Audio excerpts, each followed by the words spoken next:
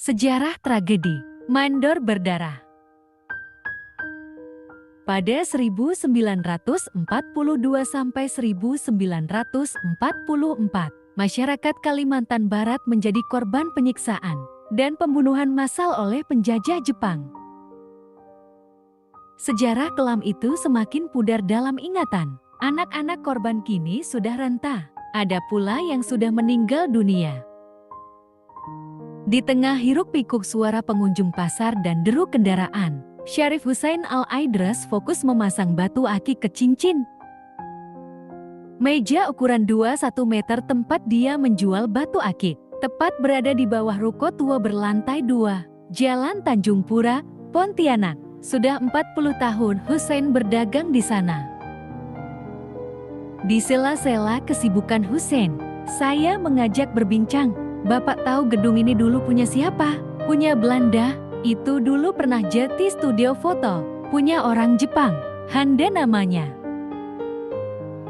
Sesaat Hussein tertegun. Pria berusia 78 tahun itu seakan menemukan benang merah sejarah saat disebut kata Jepang. Ayahnya, Syarif Husna Al-Aidres, yang biasanya disapa Wan Sena, dieksekusi oleh tentara Jepang. Hussein tak pernah tahu persis di mana makam ayahnya. Ada beberapa wilayah di Kalbar yang dijadikan tentara Jepang sebagai lokasi eksekusi, yakni Ketapang, Singkawang, Mandor, dan 2 lokasi di Pontianak. Pada makam juang korban pembunuhan Jepang Kabupaten Ketapang, di Jalan Pierre Tendean, tertulis nama Wan Sena dengan nomor urut 126 dari 131 nama korban. Diperkirakan korban-korban lain tak diketahui identitasnya. Hussein tak pernah mendatangi makam juang tersebut. Dia hanya pernah dikabari keponakannya bahwa nama ayahnya ada di tugu makam juang. Ayah Hussein adalah lurah di Kecamatan Kendawangan, Kabupaten Ketapang. Ketika Hussein berusia 6 bulan, kabarnya sang ayah ditangkap oleh tentara Jepang, kemudian dinaikkan ke kapal. Setelah itu, ayahnya tak pernah kembali. Waktu saya umur 10 tahun, kakak cerita tentang Abah. Katanya kepala Abah dimasukkan di sungkup bakul atau karung. Saat Hussein berusia 3 tahun, ibunya meninggal dunia. Hidup sebagai yatim piatu, Hussein diasuh oleh paman, bibi, dan kakak-kakaknya. Hussein kemudian pindah dari Kendawangan ke rumah kakaknya di Pontianak. Ribuan korban penangkapan warga yang berujung eksekusi oleh tentara Jepang diperkirakan terjadi pada Oktober tahun 1943 hingga akhirnya Jepang mengumumkannya dalam koran Borneo Shinbun tanggal 1 Juli tahun 1944. Jumlah korban eksekusi oleh tentara Jepang hingga kini angkanya masih simpang siur. Sunio Izeki, warga negara Jepang yang pernah menjadi penerjemah saat tentara Jepang menginterogasi beberapa korban, menuliskan kisahnya dalam buku Nishi Buroneo Jumin Gyakusas Sujikan, Kensho Pontianak Jiken Verifikasi Pembantaian Warga Kalbar, Insiden Pontianak terbit tahun ke-1987. Izeki menyatakan bahwa korban sebanyak 1.486 orang. Jumlah itu berbeda jauh dibanding data resmi pemerintah Kalimantan Barat yang menyebut korban sebanyak 21.037 jiwa. Data tentang jumlah korban dalam buku Tanjung Pura Berjuang yang dipublikasikan Semdan Eksi atau Tanjung Pura pada tahun 1970 tertulis bahwa angka total 1.000 orang dari 9 titik makam kuburan massal di Mandar. Sungai Durian berisi 270 orang, Ketapang berisi 150 orang, belakang KMK, Pontianak berisi 13 orang, Tangsi Besar berisi 6 orang, belakang Gereja Pontianak berisi 14 orang. Kemudian menurut kabar di sepanjang pantai Pasir Panjang, tidak kurang 250 orang yang dibunuh Jepang dan dilempar ke laut. Berdasarkan narasi dan cerita di masyarakat, para korban berasal dari cendekiawan dan bangsawan, namun hal tersebut tidak sepenuhnya benar. Yusri Darmadi, peneliti di Balai Pelestarian Nilai Budaya BPNB Kalbar, mengatakan bahwa berdasarkan data korban yang dikeluarkan pemerintah Kalbar, para korban juga banyak dari kalangan pedagang, buruh, dan lainnya. Diduga tentara Angkatan Laut Jepang pada masa itu membunuh ribuan orang di Kalbar karena terinspirasi Holocaust yang dilakukan Nazi. Mereka ingin menjadikan Kalimantan sebagai negara jajahan tetap, menguasai kayu dan tambang di Kalimantan, kata Yusri, 8 Agustus tahun 2022. Kedatangan Jepang di Kalbar. Yusri mengatakan bahwa berdasarkan buku yang ditulis Sunio Izeki, orang-orang Jepang datang ke Kalbar pada tahun 1920-an. Semula mereka menjalin hubungan bisnis dengan Belanda, seperti Sunio Izeki yang bekerja di perusahaan kayu, Sumitomo. Perusahaan ini sampai sekarang masih ada di Pontianak. Dokumentasi aktivitas orang Jepang di Kalbar pada masa itu banyak digambarkan melalui foto-foto hasil jepretan Handa. Dia memotret hingga ke pelosok Kalbar di Pontianak. Handa memiliki studio foto di Jalan Tanjung Pura. Jejak keberadaan studio foto tersebut masih tersisa di dinding ruko lantai 2 yang menghadap ke jalan. Terlihat jejak kata Handa. Tepat di depan gedung itu terdapat jembatan penyeberangan orang di kawasan Pasar Tengah. Pada era 1940-an, Jepang berupaya menguasai catur di politik dunia. Pada 19 Desember tahun 1941, pasukan Angkatan Udara Jepang yang mengendarai 9 pesawat mengebom kota Pontianak. Setelah Belanda angkat kaki dari Indonesia, tentara Jepang masuk ke Kalimantan Barat melalui Sarawak, Malaysia dan Kota Tarakan, Kalimantan Utara. Yusri mengutip buku The Japanese Occupation of Borneo 1941-1945 yang ditulis oleh peneliti asal Malaysia, Aoi Kit Gin, bahwa pendudukan Jepang di Kalimantan merupakan rencana perang Kekaisaran Jepang.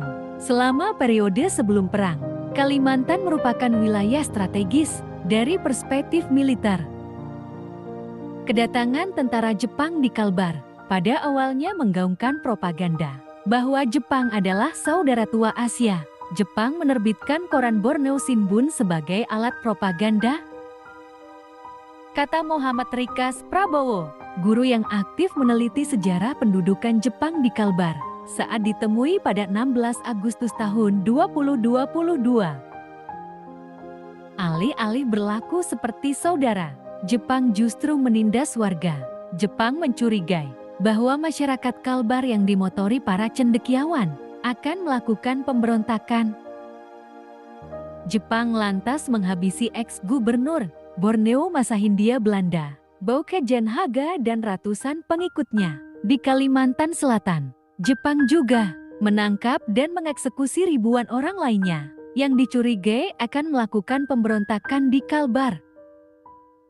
Sekelompok orang yang keluarganya menjadi korban eksekusi memperjuangkan lahirnya Perda Nomor 5 Tahun 2007 tentang peristiwa Mandor sebagai hari berkabung daerah dan makam Juang Mandor sebagai monumen daerah Provinsi Kalbar.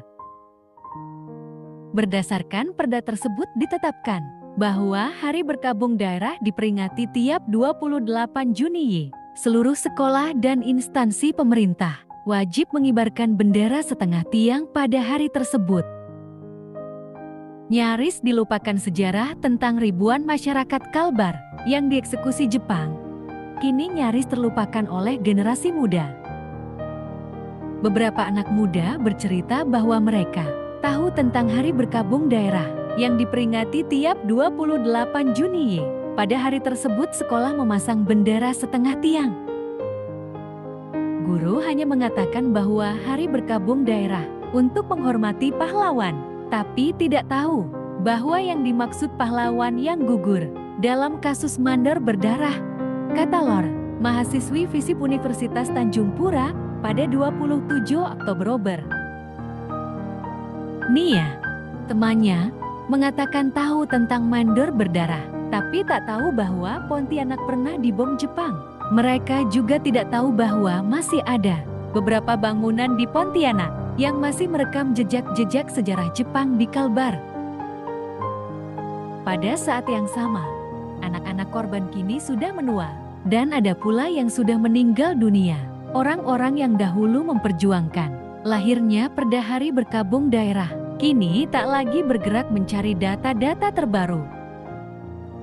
Sheriff Harry, jurnalis yang dulu bergabung dalam kelompok penggagas Perda Hari Berkabung Daerah, menuturkan bahwa upaya-upaya mereka kini terhenti. Dulu almarhum Gusti Suryansyah yang banyak menggerakkan dan melakukan upaya. Semenjak dia meninggal, masing-masing sibuk sendiri, ujarnya. 24 Oktober, Gusti Suryansyah Iswara Mahayana meninggal pada 14 Oktober tahun 2016. Dua kakeknya dari kerabat Mempawah dan Kerajaan Landak menjadi korban eksekusi tentara Jepang. Hari berharap generasi penerus tak melupakan sejarah. Kalau ada yang mau meneruskan upaya kami melawan lupa, akan sangat membantu, sangat berarti untuk sejarah daerah, nasional dan internasional, katanya. Dorong penelitian terbaru untuk keadilan transisi. Moh Fadil, dosen IN Pontianak, mendorong penelitian terbaru tentang peristiwa ribuan korban eksekusi tentara Jepang. Data zaman dahulu dengan zaman sekarang bisa jadi berbeda. Penelusuran data itu harus betul-betul real time terus, katanya. 27 Oktober. Dia mengatakan bahwa keluarga korban berhak mendapatkan keadilan transisi, yakni berhak atas kebenaran, keadilan, pemulihan, dan jaminan ketidakberulangan. Penelitian merupakan bagian dari pemenuhan atas kebenaran. Fadil menyatakan, apabila penelitian terbaru tidak dilakukan, sangat mungkin sejarah tentang korban-korban eksekusi tentara Jepang di Kalbar semakin kabur. Pemutakhiran data dan pengarsipan digital sangat penting untuk merawat ingatan dari generasi ke generasi. Mengenai kompensasi, pemerintah Indonesia dan Jepang sudah membuat kesepakatan, dituangkan dalam Undang-Undang Nomor 13 Tahun ke-1958 tentang Perjanjian Perdamaian dan Persetujuan Pampasan antara Indonesia dan Jepang. Perjanjian itu meliputi hal umum, tidak secara spesifik memuat kasus-kasus secara spesifik seperti peristiwa Mandor dan Jugun Ianfu. Padahal terjadi peristiwa yang spesifik, harus didata dan dipastikan jumlah korban, dampaknya, dan lain-lain, kata Fadil. Berdasarkan referensi berita dan dokumen-dokumen terkait, Fadil menilai bahwa pemerintah Indonesia dan Jepang pada masa itu kesulitan mendapatkan data para korban. Di tahun 50-an, waktu itu pemerintah kita kan belum stabil secara politik, sibuk dengan ekonomi, sibuk mempertahankan status quo, apalagi ada pemberontakan. Boleh jadi kesulitan juga dari sisi teknologi, ujarnya. Dengan kondisi yang serba terkendala, Fadil menduga pemerintah RI dan Jepang dibuat perjanjian damai serta persetujuan pampasan secara umum. Satu di antara proses realisasi perjanjian dengan mengirimkan pelajar Indonesia ke Jepang menggunakan dana pampasan. Itu tidak secara khusus menyasar para korban di Kalbar dan juga Jugun Ianfu, tambahnya. Sebagai anak dari korban eksekusi tentara Jepang, Hussein mengatakan belum pernah menerima permintaan maaf khusus dari pemerintah Jepang. Harusnya minta maaf. Yang sudah ya sudahlah, ujar Hussein. Muhammad Rikas Prabowo mengatakan bahwa perwakilan pemerintah Jepang pernah berkunjung ke Taman Makam Juang Mandor. Dari berita-berita yang dihimpun, tertera bahwa mantan Perdana Menteri Jepang, Shinzo Abe, pernah mengucapkan permintaan maaf, tetapi itu pernyataan secara umum. Sejarah mengajarkan tentang memaknai dan melihat ke depan, bisa bangun generasi muda yang peduli hak asasi manusia, membuat tata kota dan kebijakan-kebijakan yang peduli hak asasi manusia. Minimal anak muda bisa berempati kepada negara-negara yang sedang berkonflik, mencegah terulangnya tindak kekejian di Kalbar, kata Fadil. Demikianlah sejarah mandor berdarah, genosida Jepang di Kalimantan Barat. Terima kasih karena sudah menonton.